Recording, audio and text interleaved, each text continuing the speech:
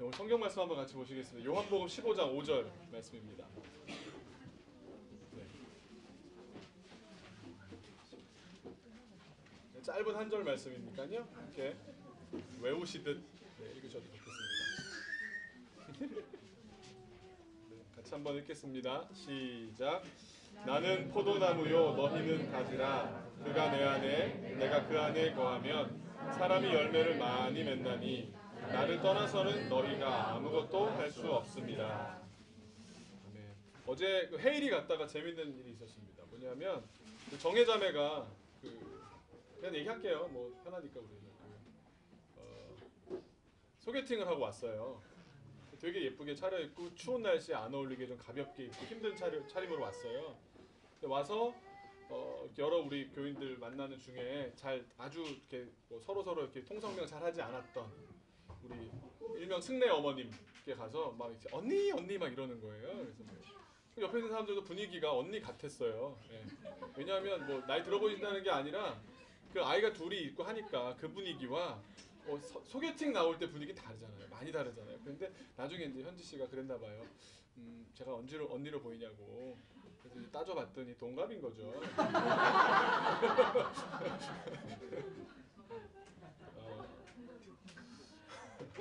제가 오늘 얘기하고자 하는 그 얘기 첫 머리가 그 결혼에 대한 얘기입니다. 그래서 그 얘기 생각을 한참 하고 있는데 어제 오는 차에 그 얘기를 해주길래 오늘 한번 써야지라고 얘기하게 되었습니다.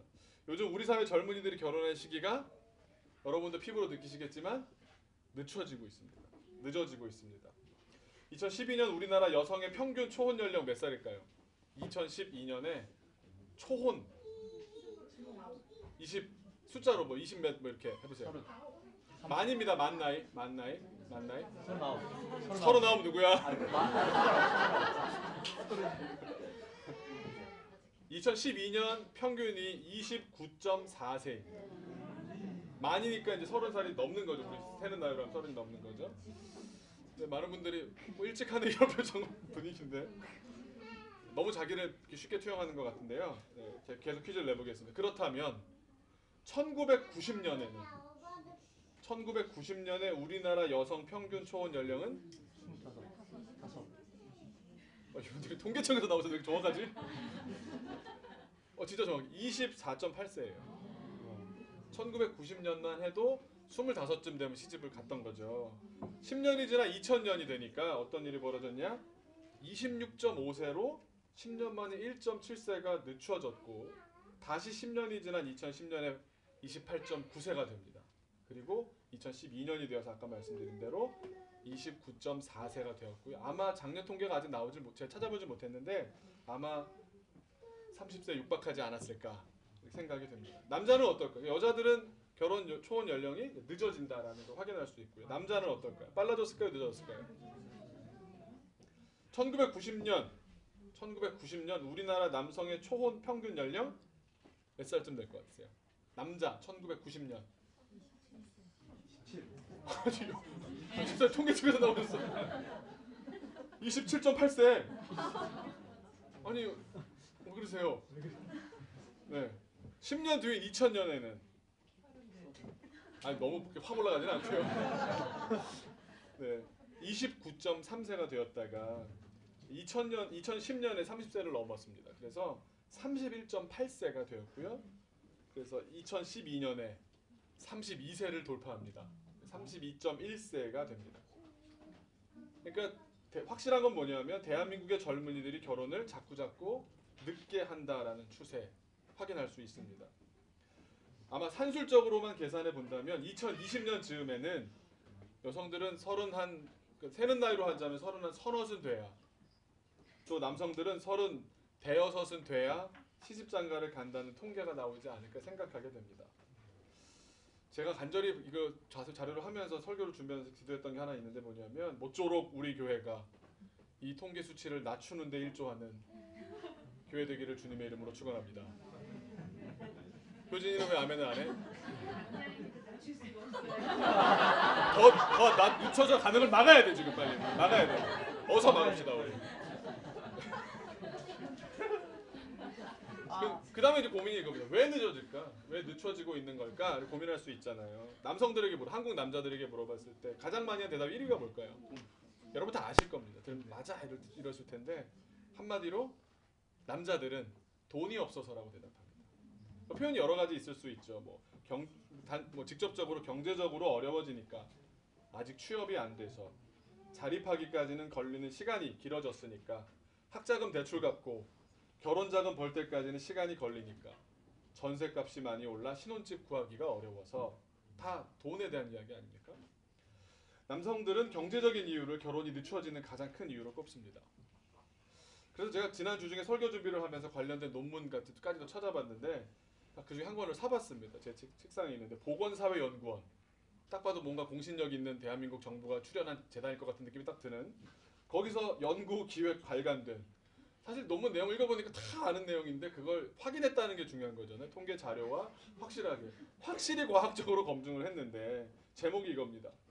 부모에 대한 경제적 의존과 자녀의 만혼화. 이해가 되시죠? 갈수록 부모에 대한 경제적 의존이 커져가고 자녀들의 결혼 시기는 늦춰져 가고 있다라는 겁니다. 그리고 특별히 거기 결론 부분에 읽어보니까 그냥 너무 무슨 조금만 왜 달마다 다달이 나온 잡지 보듯 쉽게 넘어갈 수 있을 만큼 다 우리가 경험하고 있는 내용이라서 쉽게 넘어가는데, 결론을 말하는 부분에 두 문장이 제 눈에 띄었습니다. 첫 번째 문장이 이겁니다. 자녀 세대는, 이건 제가 했으면 그냥 평범한 말인데요, 과학적인 어떤 연구 방법을 통한 대한민국의 사회를 분석한 결과가 이겁니다. 자녀 세대는 스스로의 힘으로 결혼 생활을 위한 주거 공간을 확보하는 것을 결혼의 큰 장애 요인 중 하나로 받아들이고 있었다. 동의가 어렵지 않죠? 충분히 동의할 수 있는 내용이죠. 결국 남자들 생각엔 이 돈을 자기가 책임져야 된다고 생각하다 보니까 돈이 결혼의 발목을 잡는다, 결혼을 늦춰지게 하는 요인이다 생각하고 있는 겁니다. 그렇다면 여성들은 왜 그럴까요? 여성들은 왜 결혼이 늦춰진다고 말할까요?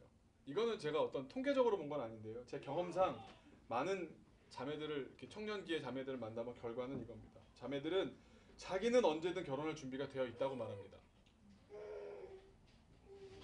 네, 그러면서 다음 나오는 말이 이거죠. 결혼은 혼자 하나요? 라고. 그리고 마지막으로는 이렇게 얘기합니다. 남자만 생기면 언제든 할 수 있습니다. 라고. 그런데 남자만 생기면 언제든이란 단어를, 이 얘기를 굉장히 오랫동안 제가 묵상해봤어요. 이게 무슨 의미일까? 저처럼 여자를 잘 파악 못하는 사람에게 힘든 단어 아닙니까? 남자가 많을 것 같아도, 쉽게 생각해보면 남자가 많은 것 같아도 내가 결혼할 남자가 없다 이 말입니다. 그렇죠? 동의하시는 거죠?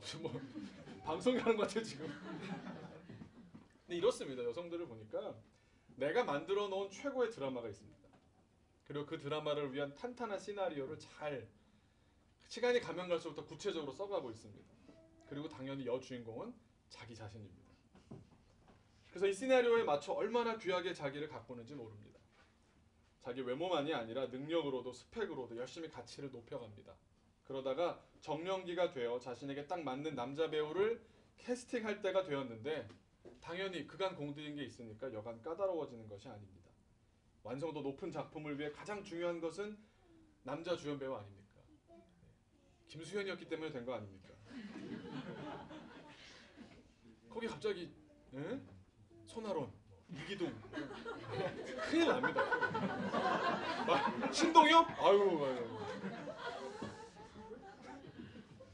근데 재미나게도 제가 논문을 읽다가 따로 제쳐놓고 이걸 다시 생각하고 있었는데 이게 연결되는 부분이 있는 거예요. 뭐냐면 첫 번째 문장은 아까 남성들이 결혼을 늦춰지게 된 요인으로 경제적인 것을 밝혀주는 이야기라면, 두 번째 문장은 이겁니다. 아마 이 이야기에 대한 해명이 될 것 같아요.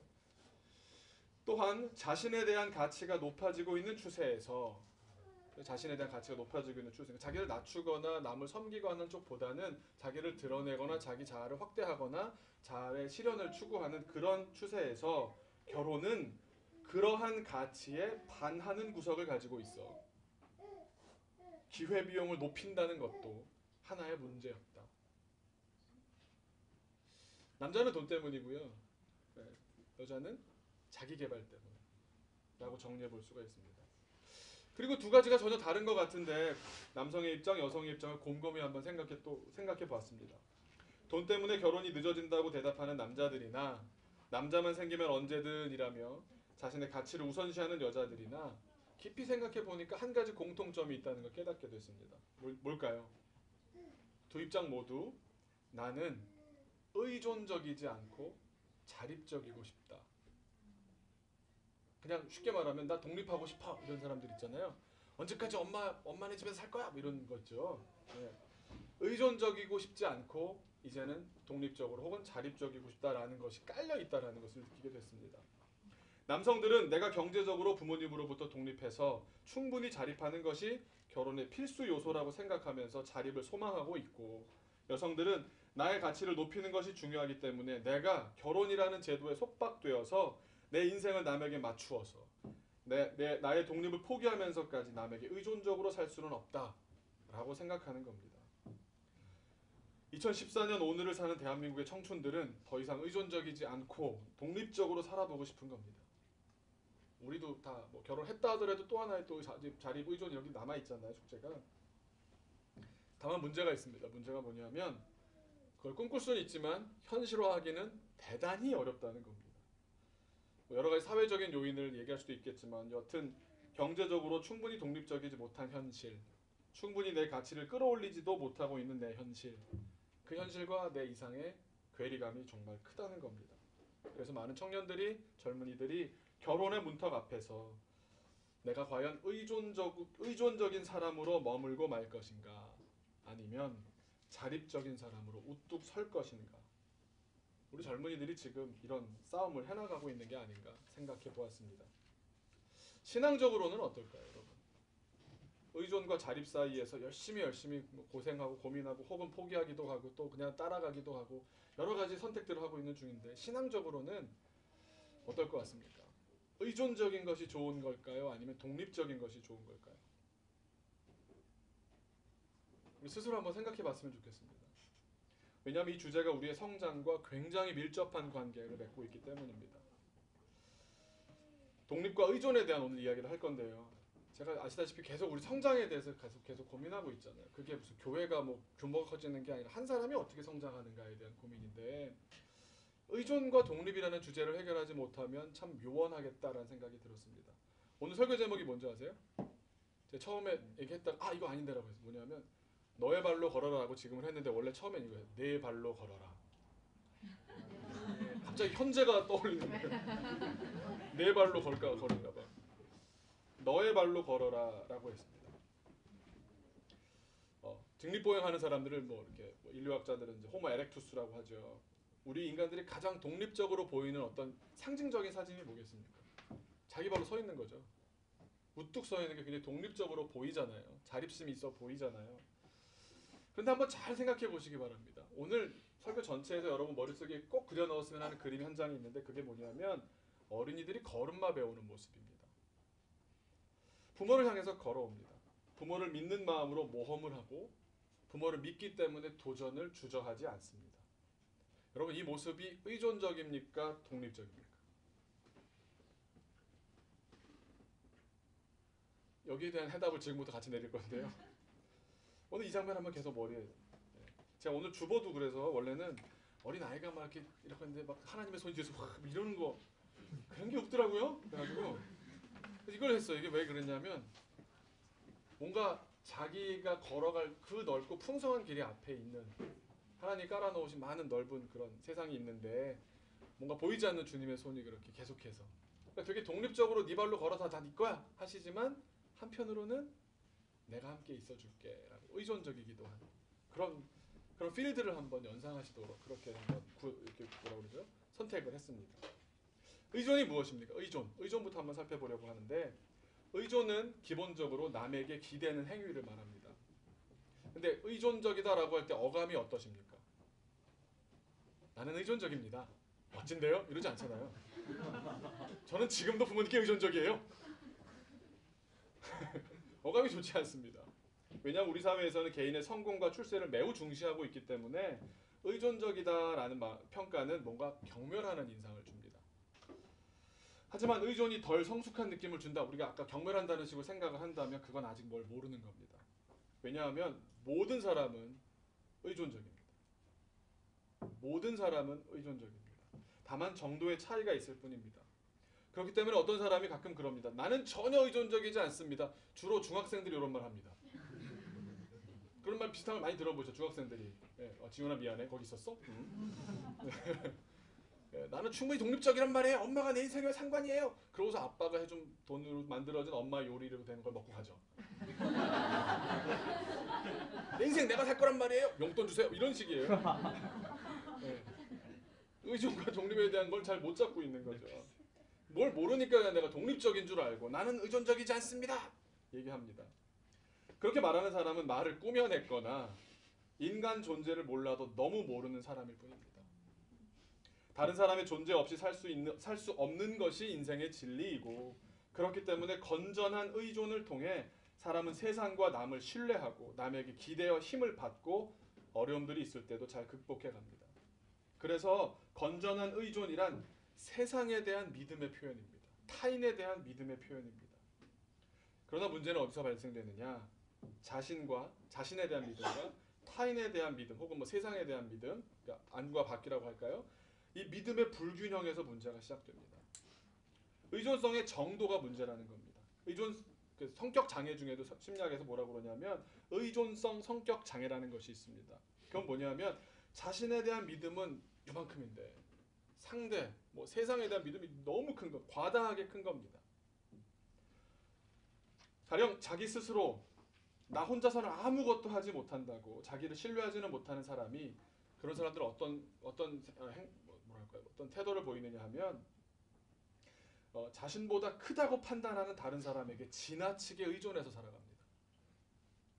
이런 사람에게 자신의 생존을 위해서 타인의 존재가 필수적이기 때문에 타인의 감정을 상하지 않게 하려고 노력합니다. 그렇죠. 그러다 보니 내 인생인데도 내가 아니라 타인이 원하는 대로 살려고 하고 좀처럼 자기를 내세우는 법이 없습니다. 내 기호, 난 이거 하고 싶어요. 캐러멜 마키아토 둘! 이런 말을 못합니다. 아메리카노요. 이렇게 얘기합니다. 이것이 부정적으로요. 굽신굽신 이런 느낌이 왜 나오겠습니까? 저 사람 마음 상하지 않게 하기 위해서 내가 그 사람에게 난 당신에게 의존적입니다라는 것을 표시하는 겁니다.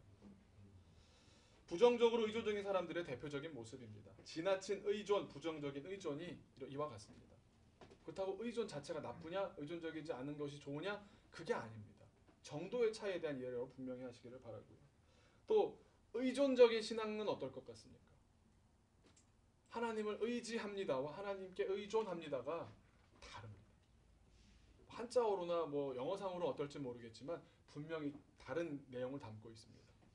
하나님께 다 맡겨버려 나는 없습니다라고 말하는 것이 과연 올바른가? 그 말이 정말 뭐 나는 벌레만도 못합니다. 물론 그렇게 느낄 때가 있습니다. 하지만 그게 진짜 하나님이 생각하시는 모습일까? 하나님이 나를 벌레로 보실까? 여러분 내가 나에 대해서 벌레라고 얘기하는 건 맞아요. 근데 하나님이 나를 보면 너는 벌레야. 그러면 기분이 어떨 것 같으세요? 아 그랬군요.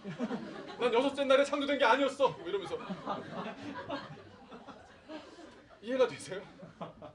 내가 스스로 주님 앞에 나를 비교해 봤더니 야 이건 벌레도 이건 말이 돼요. 하지만 하나님의 판단이 너는 벌레다. 메뚜기 뭐 이러면 하나님은 그렇게 말씀하시지 않습니다. 하나님은 예수님도 그렇게 말씀하지 않습니다. 넌 너무 귀해. 나 너 때문에 죽었어. 내 안에는 내가 판단하는 내가 있지만 또 하나님과 나를 비교하면서 생겨나는 그 차이로부터 비롯되는 나도 있지만 여러분 하나님이 보시는 나도 있지 않습니까? 그렇죠? 이걸 여러분 분명히 아셔야 돼요. 그냥 막 혼용해서 막 쓴다고 잘하는 게 아니에요. 네. 의존적이다라는 말보다는 주님을 의지합니다. 그 말이 참 좋은 말인 것 같습니다. 그렇다면 의존의 반대말은 뭡니까? 독립입니다. 독립. 그래서 홀로 독 설립 혼자 서는 것이고요. 독립 말고 다른 말로 뭐 자립이란 말이죠. 스스로 서는 겁니다. 둘 다 남의 도움 없이 혼자 서는 것을 말합니다. 여러분 두 단어 들으면 어떤 느낌 나십니까? 어감이 어떠세요? 아까 의존이라는 말의 어감은 뭔가 좀 이렇게 약간 사람 제 의존적이다. 아주 엄마한테 돈 받고 산대. 뭐 이러면 좀 이렇게 경멸하는 것 같지만 사무실 거기 그렇다 이런 거예요. 예. 독립적입니다. 아, 저 사람은 독립적이야. 아, 저 사람은 뭐 저 사람들 회사는 독립재정으로 돌아가. 뭐 독립채산, 독립이란 독립기념 만세, 뭐 대한독립 만세지 참. 네, 네. 그걸 들으면 어떻습니까? 뭔가 있어 보이죠. 뭔가 무한한 긍정, 무한한 신뢰 이런 게 느껴집니다. 그것만으로도 충분한 무엇인 것 같습니다. 다른 어떤 것과도 완전 동떨어져서 이것만으로 짜잔 혼자 해결 다 되는 그런 느낌이 듭니다. 하지만 역시 정도의 문제가 있습니다. 나에 대한 믿음이 너무 커질 때 독립은 뭐냐면 나에 대한 믿음이 큰 거고요. 남에 대한 믿음이 적은 겁니다. 아까 의존은 뭐라고요? 남에 대한 믿음은 크고 나에 대한 믿음이 적은 겁니다. 상대적이죠. 나는 너무 크고 내 주변은 너무 작은 겁니다. 주변을 우습게 생각합니다. 이런 사람의 특징이 있는데요. 남에게 절대 부탁하지 않습니다. 남의 호의를 거절합니다. 어떤 문제도 자기 힘으로만 해결하려 듭니다. 자기를 드러내려 하고 그래서 자기 중심적이 되고 이기적이고 과시적이고 도무지 남을 믿지 못하고 모든 사람들을 적대시하며 문제를 키워만 갑니다. 독립적이라는 게 나쁜 게 아니고요. 독립적인 것만 과장될 때, 과하게 커졌을 때 그렇게 된다는 말씀입니다. 지나친 독립, 지나친 부정적인 독립성의 모습이 이와 같다는 말씀입니다. 그렇다면 가장 이상적인 모습은 어떤 모습이겠습니까? 의존적이겠습니까? 독립적인 모습 거겠습니까? 결론부터 말씀드린다고 하면 둘 다 필요하고 둘 다 지나쳐서는 안 됩니다.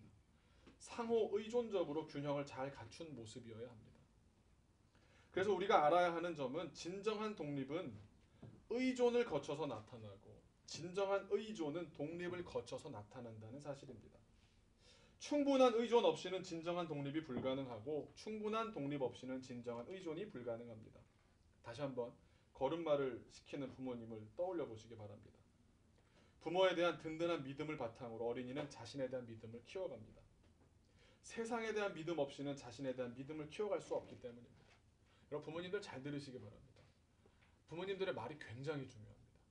내가 이 세상을 내 엄마를 통해서 이 세상을 내가 신뢰할 것인가 아닌가는 엄마가 결정합니다. 엄마의 말이 결정합니다. 부정적인 말을 하면 거기에 자기 세계관이 계속 함몰되어 갑니다. 그러다가 좀 더 성장해서는 자신이 살아오면서 경험했던 자신에 대한 믿음을 바탕으로 다른 사람들에 대한 믿음을 키워가게 됩니다. 결과적으로 이 의존과 독립이 균형을 이룰 때 건강한 성장이 이루어지는 것입니다. 어떤 사람이 성숙해졌다, 성숙한 경지에 이르렀다, 성숙한 사람이 되었다. 그러기 위해서는 독립, 자신에 대한 믿음도 필요하고 의존, 세상에 대한 믿음도 필요합니다. 독립적이고 자율적으로 행동하면서도 다른 한편으로는 서로 기대며 함께 더불어 살아야 할 타인의 필요성도 인정하며 살아야 하는 것입니다. 문제가 어디서 발생됩니까? 아까 말씀드린 거 다시 정리하면 남에게 자신의 존재를 홀라당 맡겨버린 채 남에게만 의존하려 살아가려다 의존성 성격 장애를 겪을 때거나 남에게 자기 존재 일부라도 맡기지도 못하고 자신에게만 의지해서 살아가려고 하다가 심각한 자아도취와 과도한 의심으로 그렇게 삐뚤어져 가게 될 때 문제가 생기는 겁니다. 우리 하나님 안에서를 한번 생각해 보시기 바랍니다. 우리가 하나님이 인격적이다 그럽니다. 주님은 너무 인격적이십니다 라고 말합니다. 그 얘기는요. 하나님이 우리와 관계를 맺어가는 방식에 대한 얘기입니다. 하나님이 우리를 인격적으로 대하신다는 말은 우리가 자라나고 우리랑 관계 맺는 과정 중에 주님은 그런 정말 좋은 사람처럼 대하신다는 겁니다. 많은 분들로부터 신앙을 처음 갖게 된 이야기를 들어보면 다 그런 건 아니지만 어떤 힘든 일을 겪어서 지푸라기라도 잡는 심정으로 주님께 나왔다거나 혹은 자기가 잘 해오던 것이 깨지고 박살났을 때 주님 앞으로 나왔다고 얘기하는 경우를 보게 됩니다. 어떤 사람이 태어나서 온통 나라고 하는 자의식으로만 살아갑니다. 독립적으로 잘 살아오던 삶에 뭔가 균열이 생길 때가 있습니다. 하나님께서 섭리하실 때 내가 하나님의 손에 붙들림 받을 때 첫 번째 단계는요. 일이 술술 풀리는 경우도 있겠지만 오히려 어떤 고난 때문에 나의 독립성들이 나 스스로 잘한다고 생각했던 것들에서 균열이 벌어지는 것을 발견하게 됩니다. 어제 아까 저 부징 그 사진 나왔잖아요. 부징 뭐 먹고 싶어? 고기 먹고 싶대요. 그래서 마음대로 먹어. 몽골에서 돼지고기가 비싸요. 그래서 돼지고기 뷔페집을 갔습니다. 이름하여 착한 돼지라는. 죽을 때까지 먹어봐 그러죠. 근데 우리 제일 좋아하는 건 저희 아들이었던 거죠. 같이 가서 이렇게 좋은 분위기에서 신앙이 아직 뭐 이렇게 깊이 있는 친구가 아니니까 가족적인 분위기에서 하면 좋겠다 싶어서 저랑 아내랑 산이랑 넷이 가서 먹는데 뭐 그렇게 중학생들이 이렇게 많은 거예요 거기는. 저 같은 사람 수준이 이렇게 그렇다 보니까 그래서 그냥 막 가져다가 막 익지도 않았는데도 막 먹고 이랬나 봐요. 그러니까 이제 배가 탈이 난 거죠. 그때부터 좀 이상하다고 해서 숨긴 것 같고 그러다 어제 이제 파주에 갔는데 노는 중에 애가 이제 팬티에 물을 떨어뜨린 겁니다. 이제 물로 된 그런 것을 그렇게 한 것이죠. 근데 갑자기 얘는 창피한 게 없어요 아직은요. 그래서 완전히 다리 이렇게 하고 걷는 거예요. 이렇게 화장실에 가는 자세가 그거예요. 같이 가는 게 창피하더라고. 내 아들이지만 내가 어떻게 쟤랑 같이 가야 얘가 너무 힘들어요. 근데 거기가 힘든 게 전혀 아니고요. 놀지 못한다는 것에 대해서 얘가 미치려고 그러는 거예요. 울어요. 내 눈앞에서 쟤들이 저기서 뛰어놀고 있는데 나는 지금 화장실을 향해서 가요. 이 운명의 갈림길 앞에 이 아이가 울더라고요. 아빠 놀고 싶어요. 안 된다. 그리고선 자기가 저녁은 뭐 먹어요? 그래서 돈가스를 먹는다고. 상식적으로 안 먹는 게 정상이잖아요. 얘가 속이 이러니까. 근데 갔는데 간절한 눈빛에 또 다른 애들이 다 먹는 자리에서 혼자 안 먹기가 뭐하니까 좀 뭐 미련한 생각이 난 거죠. 많이 먹다 보면 밀어내지 않을까? 이런 생각에 먹어봐. 먹었어요. 그리고 어제 잘 놀길래 괜찮은 줄 알았더니 아까 이제 예배 끝나고 저한테 전화가 왔습니다. 병원에 가고 있다고. 뭐 병원이 점심시간이어서 그냥 약 사 먹고 그렇게 했는데 이 어린이 11살 박이 이산 어린이 참 나중에 제 설교 다 들으면 지가 얼마나 깨지는지가 알게 될 텐데 이 어린이가 생각하는 세상 자기의 가치관, 자기가 구상하고 계획하고 다 안다고 생각하는 이 세계관 속에서는 문제될 게 없는 겁니다. 난 충분히 괜찮은 겁니다. 엄마가 뭐 잔소리하는 거 잔소리인 겁니다. 난 충분히 괜찮고 난 먹어도 괜찮고 난 놀 수 있고 잠깐 뭐 다른 사람들이 창피하게 보던 말던 나는 괜찮으니까 좀 묻은 팬티 입고 놀아도 괜찮은 거고 아무도 안 괜찮다고 할 때 자기 혼자 나는 괜찮아요 하면서 노는 겁니다. 여러분 우리의 모습이 이와 같지 않습니까? 주님의 손에 붙들림 받은 사람들이 첫 번째 겪는 과정 중에 순서가 엎치락뒤치락 할 수는 있겠지만 고난의 가치가 드러나는 부분이기도 한데 내가 혼자 잘할 수 있다라고 생각했던 부분들이 깨지는 경험을 합니다. 뭐 돈에 대해서 나만큼 자신 있는 사람, 뭐 이 사업에 대해서 자신, 나 공부, 뭐 자기가 밀고 있는 거 하나씩 있잖아요. 이게 깨집니다. 주님이 왜 그러실까요?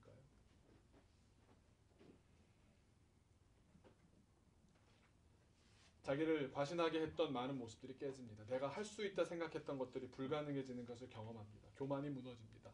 남에게 부탁하지도 않고 자신만만해서 내 힘만으로 해결하려 들다가 큰 낭패를 봅니다.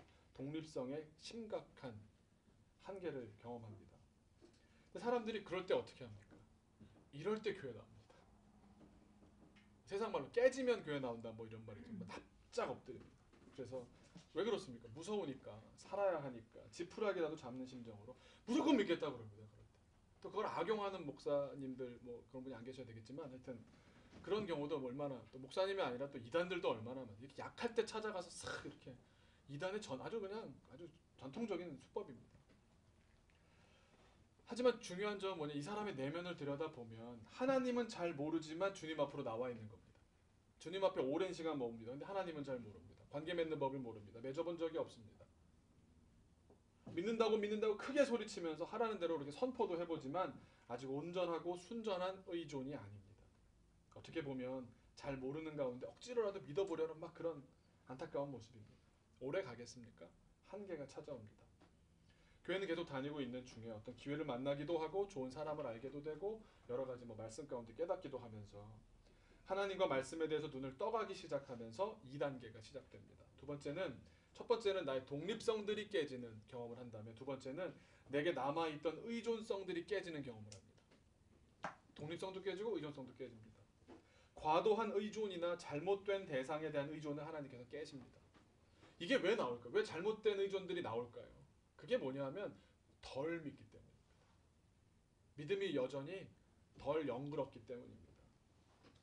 내 안에 잘못된 독립성들이 깨지고 나서 내 안에 잘못된 의존성들이 깨지면서 그제서야 의존과 독립의 균형이 서게 됩니다. 어느 정도 안정된 독립이 이루어진 뒤라 나름 신뢰감을 줄 만한 균형비를 갖출 사람이 됩니다. 어떤 사람이요, 우리가 신앙적으로 한번 곰곰이 생각해 보세요. 이 사람 괜찮다라는 사람들은요, 교만한 거 깨진 사람들을 얘기해요. 그렇죠? 근데 그 다른 사람이 봤을 때도 저 사람 교만이 깨졌다는 걸 알 정도면 보이는 얘기예요. 보이지 않는 것이 밑에 잠재되어 있는 겁니다. 이건 아무도 못 봅니다. 본인만 합니다. 주님과 자신만 합니다. 근데 이게 자라납니다. 이걸 인정해주는 쪽으로 싹 갑니다. 그런 의존이 벌어집니다. 박수치는 사람한테 가고요. 인정해주는 사람한테 가고요. 손잡아주는 사람한테 가게 됩니다. 성경의 인물을 통해서 한번 살펴봤으면 좋겠습니다. 다윗을 한번 생각해 보십시오. 다윗은 어렸을 때부터 굉장히 독립적인 사람이었습니다. 형들이 7이나 있는데 막내인데도 아버지가 얘한테 양 맡겨놓고 갈 정도로 독립성이 아주 강했던 사람입니다. 독립성의 아이콘인 다윗이 다른 한편으로는 거절의 아이콘입니다. 어렸을 때부터 우리 집은 나를 거절했었고 거의 이런 삶입니다. 한번 성경을 보시면요. 사무엘상 16장에 보시면 처음으로 사무엘과 다윗이 만나는 장면이 나오는데 뭐가 나오냐면요.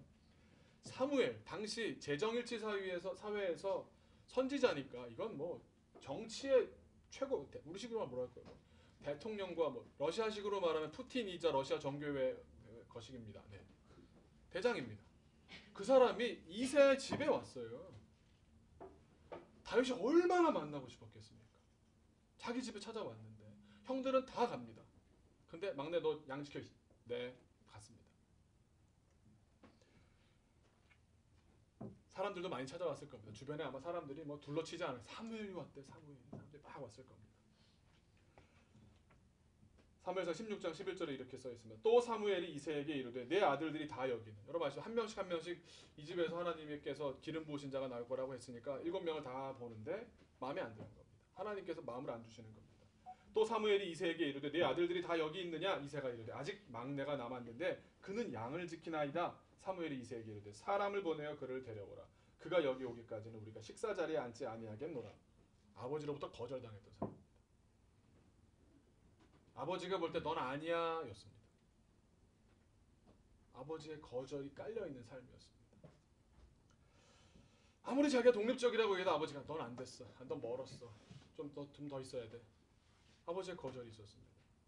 형들도 거절했습니다. 사무엘상 다음 17장에 가면은 3명의 형들이 블레셋과 전장에 나가 있습니다. 아버지가 형들한테 음식 좀 갖다 주라고 그래서 뭐 음식 싸들고 이제 갑니다.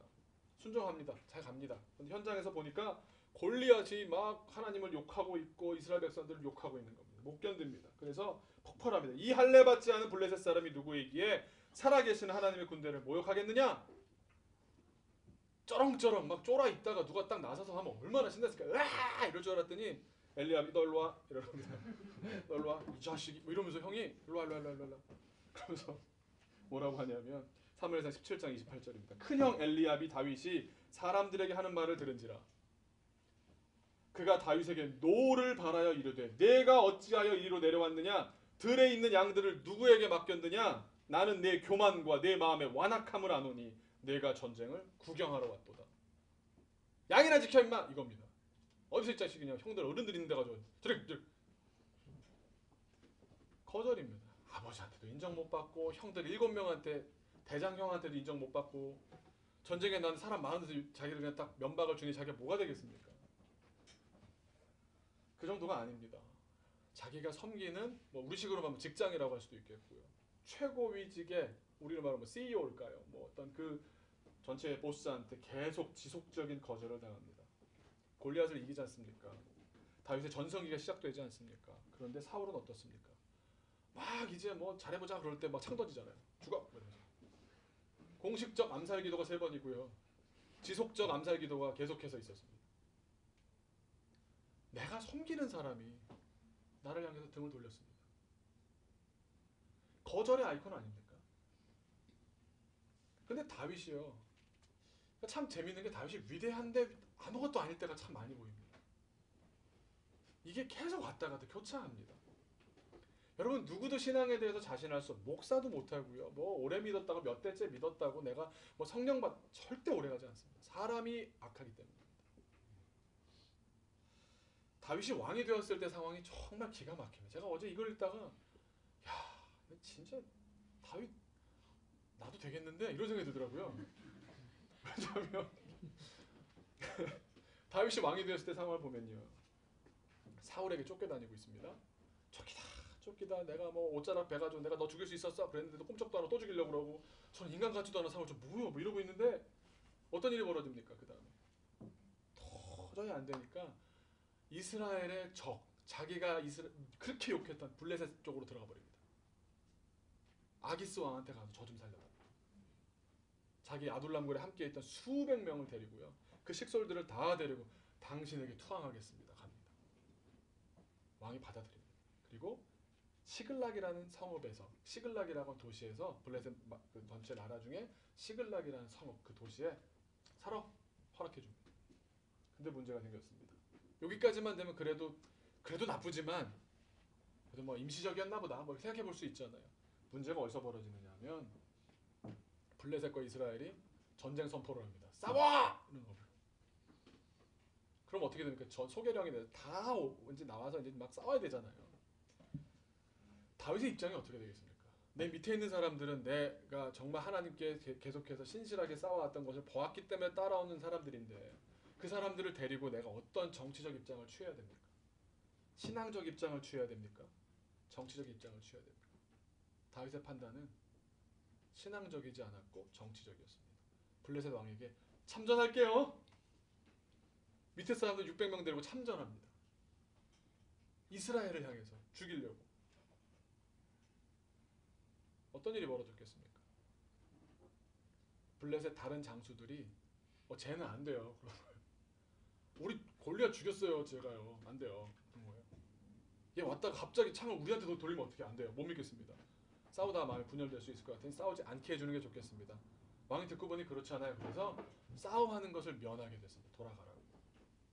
돌아갔더니 어떤 일이 벌어졌는지 아십니까? 그 사이에 블레셋과 이스라엘만 집중하고 있을 때 요 틈을 노려서 아말렉이 시글락에 쳐들어와서 처자식을 다 데려갔습니다. 이걸 처음 듣는 얘기예요. 왜 이렇게 리얼하게 놀라고. 돌아와 보니까 황폐화된 겁니다. 재물 하나도 안 남아 있고요. 사람 소리도 안 들리는 겁니다. 어떡합니까? 어떤 일이 벌어졌냐 하면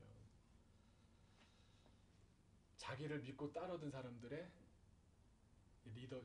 다윗의 리더십이 깨지는 겁니다. 팔로우십이 깨지는 겁니다. 나 다윗 못 믿겠어. 저거 봐. 하나님의 사람이라고 해서 따랐는데 하나님의 백성을 향해서 칼을 겨누었잖아. 하나님께서 막아주셨지만 결국 봐봐. 하나님이 그걸 싫어하시니까 이런 일이 있던 거 아니야. 굴에서도 괜찮았는데 이런 좋은 성읍에서 이런 일이 벌어지다니 리더십이 깨지는 결과를 경험합니다. 여러분 다윗에게 뭐 남았었겠습니까? 재산이 남았겠습니까? 아무것도 없었습니다. 다윗에게 마지막 있었던 자기를 과시할 수 있었던 자기에게 있다고 얘기할 수 있었던 건 리더십 하나였습니다. 그 리더십이 깨집니다. 사무엘상 30장 6절에 이렇게 나옵니다. 백성들이 그러니까 자기를 따랐던 전장에 참여했다가 돌아와서 백성들이 자녀들 때문에 마음이 슬퍼서 어떻게 반응하는지 아십니까? 다윗을 돌로 치자 하니 죽여버려 이렇게 되는 겁니다. 무슨 리더는 무슨 저 사람 따랐다가 우리 자식들 다 죽고 말이야 이렇게 되는 겁니다. 다윗이 이런 정도밖에 안 되는 사람입니다. 그런데 그 다음에 이어지는 말씀이 이렇습니다. 다윗이 크게 다급하였으나 다급하였다는 말은 큰 위기를 맞았다는 해석이 나올 수 있는데요. 다윗이 크게 위기를 맞았으나 그의 하나님 여호와를 힘입고 용기를 얻었더라. 그러니까 자기가 벌인 일의 결과로는 돌맞을 상황이었는데 그 순간 돼서 또 하나님 어떻게 해요? 그랬더니 하나님께 용기를 얻어서 그제서야 아비멜렉 제사장을 물어서 우리가 어떻게 해야 됩니까? 하나님께 물어봐 주십시오. 아비멜렉 제사장이 기도해서 쫓아가서 아말렉 진멸하라. 따라가서 진멸합니다. 휘하 600명을 데리고 아말렉을 뒤쫓아가서 선멸합니다. 근데 그러고 나서 이제 돌아와 있는데 어떤 일이 벌어진지 아세요? 이제 아말렉 다 진멸했죠. 이제 좀 숨 돌리고 내가 내가 계산하고 내가 한 판단으로 완전히 나는 돌맞은 상황이었어. 하나님밖에 없었네. 아, 난 진짜 무가치한가 봐. 난 이거밖에 안 되지. 그 순간에 어떤 일이 벌어졌는지 아세요? 사울과 사울의 세 아들이 동시에 전사합니다. 현재 왕도 죽고요. 그 왕위를 이어갈 요나단을 비롯한 세 왕이 동시에 죽습니다. 왕위를 이어갈 사람이 없어진 겁니다. 무주공산이 됐고요. 공석이 됐습니다. 그래서 다윗이 왕이 됐습니다. 여러분, 우리는 계속해서 공로의식이라는 것에서 헤어나오질 못하는 면이 있습니다. 나 이만큼 했으니까 하나님 이만큼 되게 해주세요. 왕 된 걸 보면서 저 사람 왕이 된 목사 됐으니까 이기동 목사님 정말 훌륭한 사람이에요. 전혀 아닙니다. 전혀 아닙니다. 이 범위에서 벗어날 수 있는 사람이 없습니다. 이것이 다윗이 왕이 된 배경 전부입니다. 무슨 뜻입니까? 하나님께서는 내가 잘한다, 혼자서도 할 수 있다, 하나님께 묻지 않아 나 혼자 할 수 있다라는 것을 꺾으십니다. 아비멜렉 제사장에게 어떻게 해야 되냐? 독립적인 것이 깨지는 경험을 통해서 겸손해지기도 하고요. 근데 깨진다고 다 겸손해지지도 않습니다. 깨지면 깨지는 대로 있으면서 그만 살래 이러고 교회 안 다니는 이런 사람도 많고요. 그 다음엔 자기의 의존성이 드러납니다. 자기 지혜를 의지했던 것. 왕이 되고 난 다음에 다윗이 어떻습니까? 2단계 자기 의존성이 깨지는 게 왕이 되니까 그렇게 좋을 수가 없잖아요. 이건 뭐 말하는 대로 다 이루어지잖아요. 뭐 암살 위협 때문에 무슨 뭐 그럴 필요 없잖아요. 예전에 제가 베지테일 만화에 보면 정말 제가 좋아하는 베지테일 만화가 있는데요. 그 다윗 왕으로 오이가 나와요. 오이 레리라는 오이가 다윗 왕으로 나오는데 맨날 다윗 왕으로서 뭘 하냐면 이렇게 오리 있죠. 이렇게 꽥꽥꽥 목욕하면서 오리 갖고 노는 걸 해놨어요. 딱 느낌이 너무 잘 맞는 것 같아. 근데 그러다가 이제 저 멀리 있는 옆집에 아낙네가 이렇게 샤워하는 모습을 보다가 이제 넘어가는 거지 않습니까? 그게 뭐겠습니까? 내 독립성이 깨진다. 그 다음에 뭐가 오느냐? 내 의존성이 드러납니다.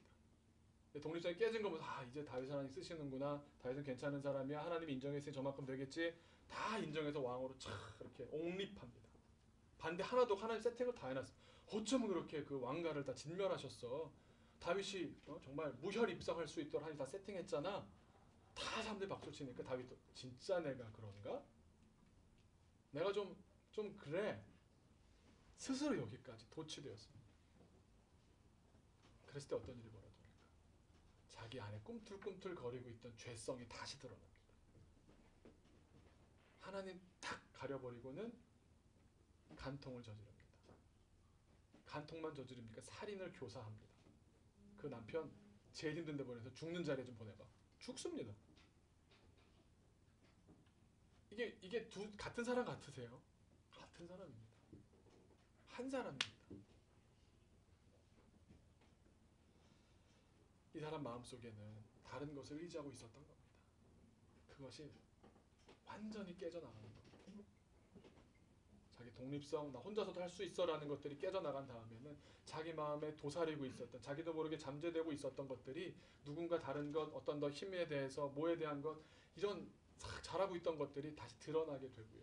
그걸 자기는 알 수 있습니다. 사람들이 얼마나 지혜로우냐면요. 지능적이라고 하는 표현이 맞겠죠. 마음은 그런데 아닌 척을 잘해요. 그래서 썩는 겁니다. 그래서 2단계는 자기 의존성이 드러나게끔까지 말하는 사람은 별로 없습니다. 교회 와서 주님 하지만 속으로 다른 것 의존하고 있잖아요. 돈, 내 실력, 내 지위, 우리 아버지, 내 가문, 이런 의지하는 게 있잖아요. 그걸 입으로 말하는 사람이 어디 있습니까? 말 안 하죠. 말로 겸손한 게 얼마나 중요한지 들었기 때문에, 레슨을 받았기 때문에 어떻게 말하는 게 다른 사람 기분 안 나쁘게 하는지 너무 잘합니다. 그러다 보니까 오히려 깨질 수도 없는 겁니다. 다윗은 그 중심의 양심 그 하나까지도 다 깨졌습니다. 대놓고 내가 잘못했다고 얘기합니다. 베개를 적시면서까지 눈물을 흘립니다. 나 이거밖에 안 되네. 그때 했던 시편의 기도가 뭡니까? 시편 51편. 주께서는 중심이 진실함을 원하시며 우리 주님은 우리가 그런 자리까지 가길 원하십니다. 많은 사람들이 그럽니다. 주님은 왜 고통을 주실까? 왜 고난을 주실까? 그럼 대답을 이렇게 많이 합니다. 저도 그런 대답 많이 해왔던 것 같습니다. 궁극적으로 보면은 성장하게 하기 위해서, 성장을 위해서. 그래서 그런 말 하죠. 아픈 만큼 성숙해지는 거야. 그런 얘기 많이 하죠. 와닿습니까? 이게 그냥 다 지나간 다음에 얘기할 수는 있지만 고난 다 온 사람한테 가서 얘기해 보시죠. 놀리는 것 같아요. 우리 어머니가 너무 아프셔. 아픈 만큼 성숙해지는 거. 안 통합니다. 여러분 잘 생각해 보십시오. 걸음마 현장의 부모님께서 우리 아이가 넘어지는 걸 봅니다. 머리가 바닥에 깨지는 걸 보고요. 찢어지는 걸 보고요. 그 어머니의 마음이 어떻겠습니까? 얘가 고통당하는 걸 아는데 어떻게 해야 됩니까? 얼굴을 마스크를 씌우겠습니까? 몸에다 뭐 전신 프로텍터를 입히겠습니까? 넘어지는 걸 내버려둬야 합니다. 뜨거운 데 가서 손을 대어봐야 합니다. 굳이 대기하는 사람도 있는데 그건 좀 잘못됐지만 무슨 말씀인지 알죠? 부모님의 마음 뭐겠습니까? 궁극적으로 물론 성장하기를 원합니다. 잘 성장해야 되는데 근데 그 과정으로 얘가 해야 될 부분이 있는 겁니다. 뭔지 아세요? 그게 고난의 의미입니다. 순종입니다. 말씀을 듣는 것이 내게 유익하다는 것을 깨달아가는 겁니다. 그래서 성장이 이루어집니다.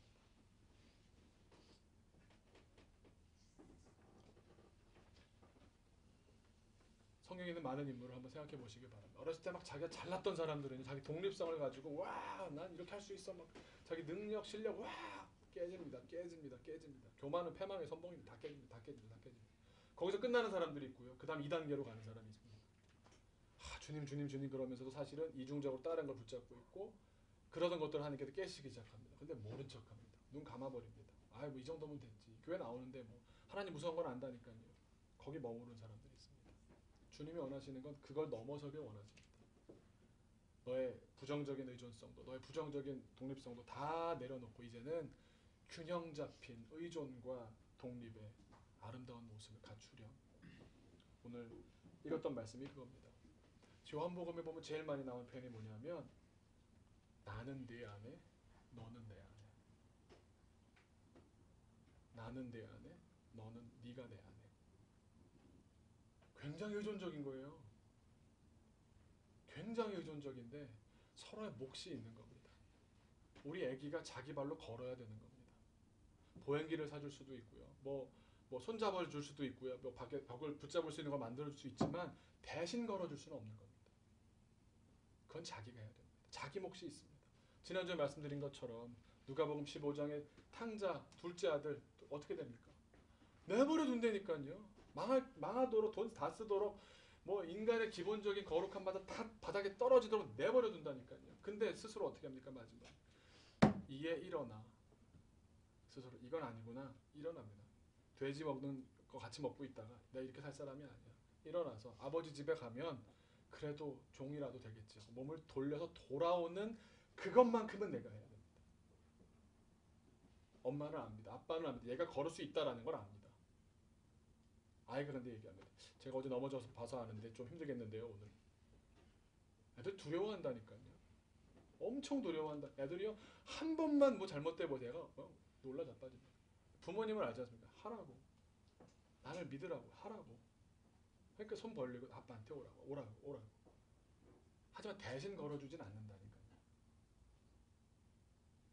하나님께서 온 세상을 만드시고 누리라고 주시면서 한 가지는 금하십니다. 너의 몫이 있다는 겁니다. 하나님을 이걸 통해서 알아라. 요것만큼 하지 말아라. 너의 몫은 이거다. 마음껏 다 해. 요건 안 돼. 하나님은 다 허락하십니다. 다 주십니다. 그걸 믿으면 우리는 풍성한 삶을 살 수 있도록 하나님께서 세팅해 놓으셨습니다.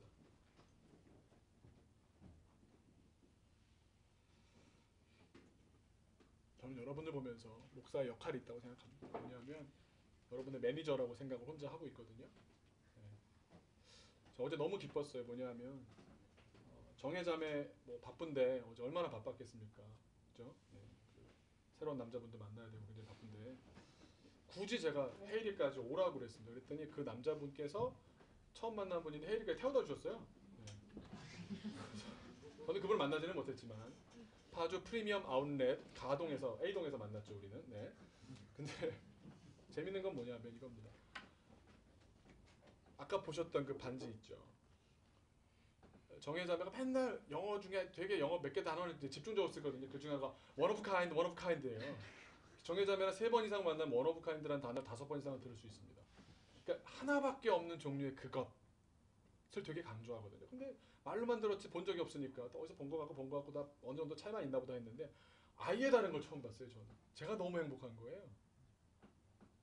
그래서 보시면 잠깐 뭐 찾아볼 수 있어요? 거기 뭐 이렇게 둥그런 무슨 뭐 그죠? 뭐라고 해야 돼? 무슨 성화대 같은 거 같은 이런 그런 게 있고 거기에 블루 사파이어가 이렇게 딱 박혀 있는 거예요. 제가 새벽에 그 밤에 갖고 와가지고 사진 찍어달라 그래가지고 간신히 찍어가지고 이제 만든 사진인데 저 블루 사파이어를 지금 말씀 저희 보시다시피 박인경 여사 그러니까 이응노 화백의 사모님이신 분한테 갖다 드리려고. 거기도 뭐 계속 뭐 미팅을 오늘 가는데 전날 밤까지도 뭐 미술 전문 출판사랑 계속 미팅이 파주에서 있는 거예요. 기다리다가 간신히 가서 한 5분 만났습니다. 근데 거기에 딱 보시더니 그러신 거 불빛도 제대로 불빛도 아니라 가로등 누런 불빛 아서 이렇게 보셨어요. 딱 이러는 거예요. 아 좋다. 그 다음 말이 뭐냐면 블루잖아요. 실버의 블루잖아요. 할머니가 딱 이러시는 거예요. 이응로 화백이 동백림 사건이라는 걸로 전혀 있지도 않은 걸 이제 위조로 만들었던 사건 때문에 감옥에 계셨었어요. 근데 거기서 했던 작품이 이번에 대전에 가니까 한방 전체가 감옥에서 했던 작품이 들어가 있었어요. 그때 모습이라는 거예요. 그래서 바닥은 차가웠죠. 실버처럼. 그 사람들이 옷을 이렇게 막 이불을 이렇게 둘러가지고 이렇게 고개만 이렇게 내밀고 이렇게 하고 있었대요. 잠도 이렇게 하고 자고 이렇게 너무 추우니까 옛날에 뭐 난방도 안 되고. 그럼 새벽이 되면요 파란 하늘빛이 이렇게 투영이 되는 거예요. 그럼 잠을 자야 되는 사람들 이게 여기 있는 일 자체가 괴롭고 힘든 사람들은 그냥 더 자는 게 낫죠. 그러니까 어떻게든 저 빛을 안 보고 저 어둠 속으로 들어가서 이렇게 자는 거예요. 근데 할아버지 빛이 나온 순간부터 일하세요. 새벽빛이 뭔가를 그릴 수 있고 형태를 알아보게 하는 순간부터 일하기 시작하는 거예요. 이렇게 햇빛 있는 데로 가서 이제 거기다가 종이를 깔고 그림을 그리는 거예요. 그게 그 그림들이에요. 밥 씹어가지고 간장에다 해가지고 그림 만들고 부채에다가 붙여가지고 작품을 하고 그러셨던 거예요. 저 딱 블루 사파이어를 보더니 그 빛 같다는 거예요. 딱 저거야 그러시더니 계속 좋아서 어쩔 줄을 몰라고 하시더라고요.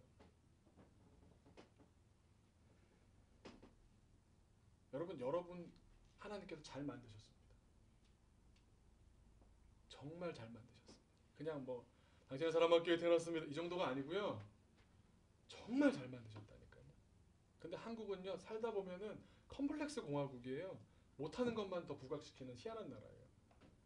그래서 못하는 것이 너무 많아지니까 잘하는 것에 대한 자신감도 다 잃어버렸어요. 뭔가 좀 독립적으로 하다가 뭐 철퇴를 맞고 책 선생한테 맞고 교련 선생님한테 주먹 맞고 몇 대 이러면 그냥 끝나요. 저도 많이 맞아보니까 머리 고등학교 때 잘려보니까 이 거절 몇 번 경험하고 나면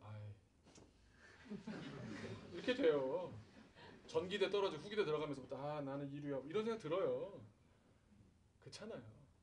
근데 나는 벌레 같다고 느끼지만 하나님도 그렇게 보시냐고요.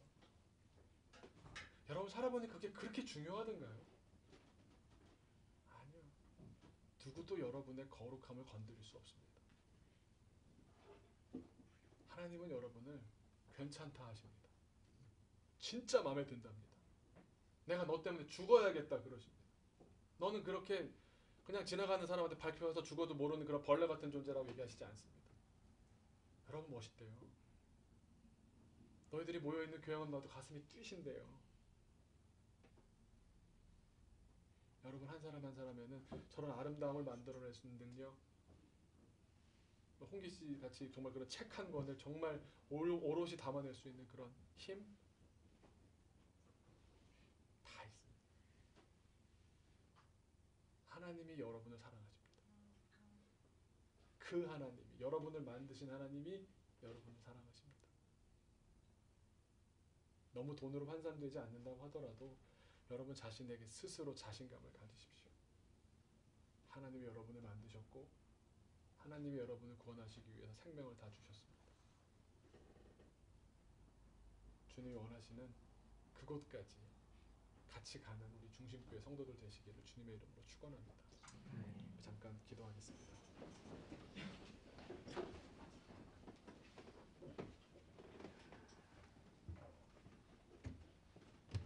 다시 한번 주님을 묵상하면서 주님 앞에 자라나는 것 여러분 포기하지 마시기 바랍니다. 주님 앞에 자라나는 것 포기하지 마시기 바랍니다. 여러분 하나님이 너무 잘 만드신 작품 같은 존재인데 왜 그렇게 죄송합니다만 허접하게 삽니까? 여러분 스스로 여러분의 가치를 낮췄기 때문입니다. 하나님 절대 그렇게 얘기 안 하십니다. 기도하실 때 하나님 감사합니다. 저를 주님의 손으로 빚어주셔서 감사합니다. 저는 주님의 작품입니다. 저를 위해서 예수님 보내주셔서 생명 다하도록 살려주셔서 감사합니다. 나는 그런 존재입니다. 그 믿음으로 살게 하여 주옵소서. 주님의 나를 바라보는 그 눈빛으로 나를 보게 하여 주옵소서. 너무 의존적이지만도 않고 너무 독립적이지만도 않고 그 균형 속에서 하나님과의 관계도 맺어가게 하옵소서. 그리하여 내 주변 사람과도 화목하고 주님과의 관계도 놓지 않고 내 안에 있는 정말 세상적인 많은 의존들도 떨어져 나가고 하나님이 보실 만한 쓰실 만한 멋진 사람 되게 하여 주옵소서. 같이 기도하겠습니다.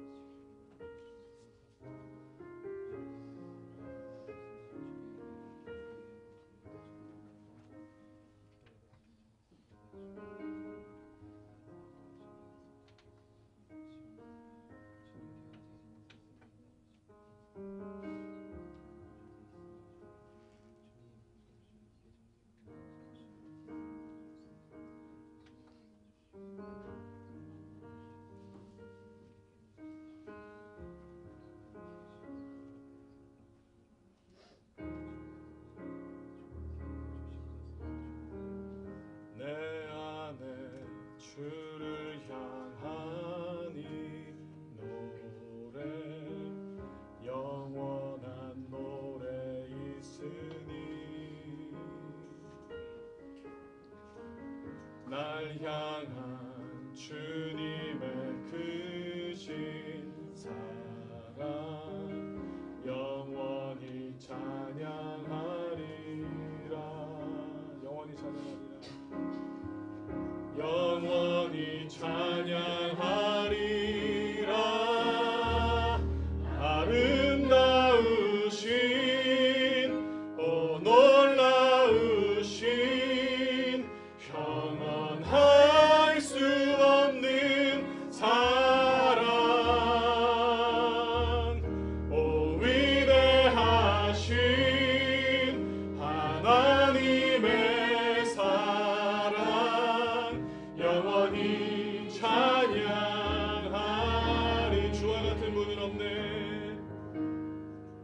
주와 같은 분은 없네. 이 세상 그 누구보다 주와 같은 분은 없네. 누구도 바꿀 수 없네. 아름다우신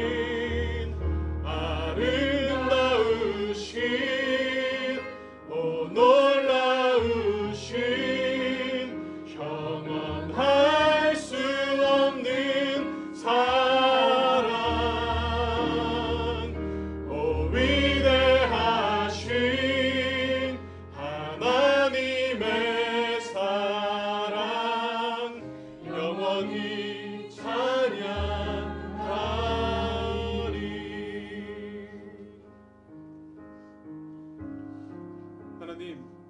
하나님께서는 우리가 두 발로 서서 멋지게 걷기를 원하십니다. 그런데 우리는 내가 걸었다고 생각합니다.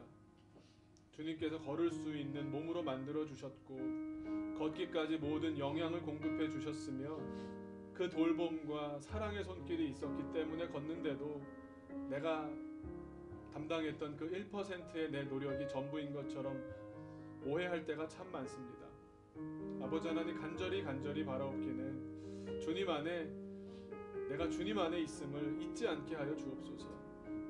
그리고 나 또한 주님 안에 있기 위하여 애쓰는 사람 되게 하여 주옵소서. 내 안에 주님을 늘 품게 하시고 내가 주님께 의존하는 만큼 주님도 내게 의존하시지 않습니까? 내 마지막 순간까지 주님이 대신하지 않으시면서 네 발로 걸으라고, 일어서라고, 해보라고, 어떻게 더 해주겠느냐는 마음으로 주님 다 해주고 계시는데 우리 그 작은 용기를 못 내지 않았습니까? 우리를 너무나 멋지게 잘 만들어주신 주님 감사합니다. 우리에게 놀라운 것들을 많이 숨겨 놓으셨는데 우리의 두려움이, 우리의 몇 가지 안 좋은 경험들이 우리를 찍어 누르려 하지 않습니까?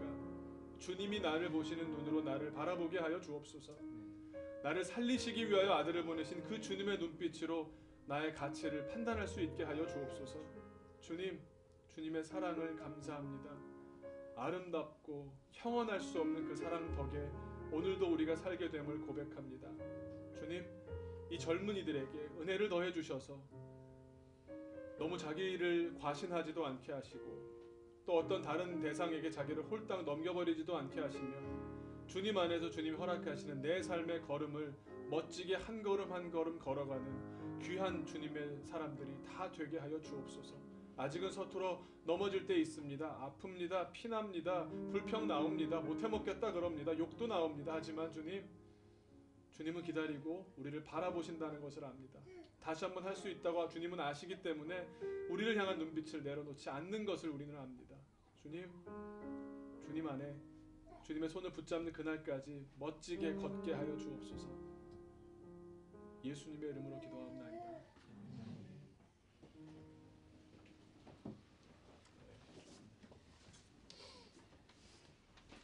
옆에 있는 분에게 이렇게 말씀하시기 바랍니다. 쳐다보시고요. 이렇게 말씀하십시오.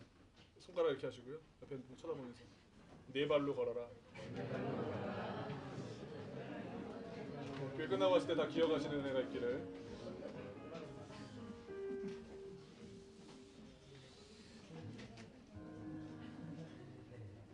다 같이 일어나서 봉헌하시겠습니다.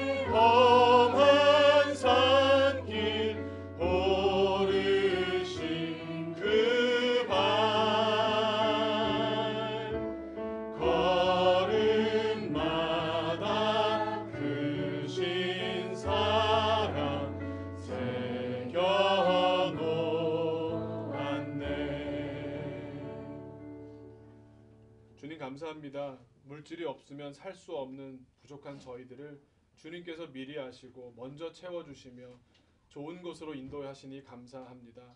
우리 마음에 우리가 주님으로부터 비롯되었음을 주님께 늘 고백하게 하시고 우리 삶의 모든 것을 통해서, 모든 모습을 통해서 주님이 내 안에 계심을, 내가 주 안에 있음을 고백하고 표현하며 사는 우리들이 되게 하여 주옵소서. 우리에게 허락하신 물질로 인하여 주님 또한 감사드립니다. 여러 가지 제목으로 또 열의 하나를 드리며 주님께 고백합니다. 감사합니다. 주님께서 허락하신 이 물질들을 통하여 주님을 영화롭게 하며 내게 허락하신 가정과 주위 사람들에게 좀 아름다운 삶의 모습을 전파하며 주님을 믿는 것이 얼마나 아름다운지를 나누는 사람 되겠습니다. 그 다짐마다 주님께서 은혜로 함께하여 주옵소서.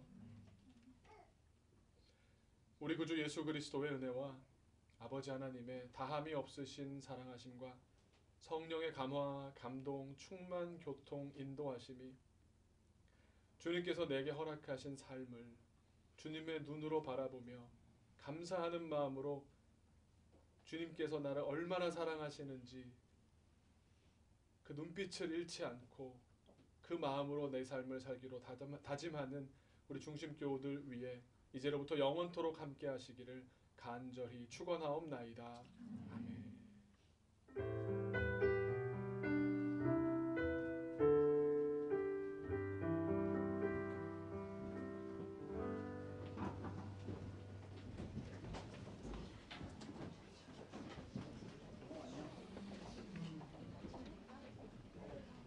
우리 영상 한번 다시 한번 볼까요?